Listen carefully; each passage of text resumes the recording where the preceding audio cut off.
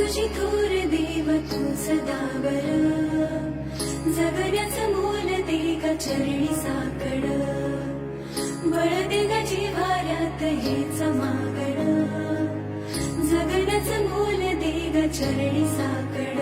ये साकड घाली तो गाभाऱ्यात माथा, आभाळावरून राहू दे र किरपा, नमन तुझे मी करीतो र देवा, भरून झरू दे तुझी चर किरपा.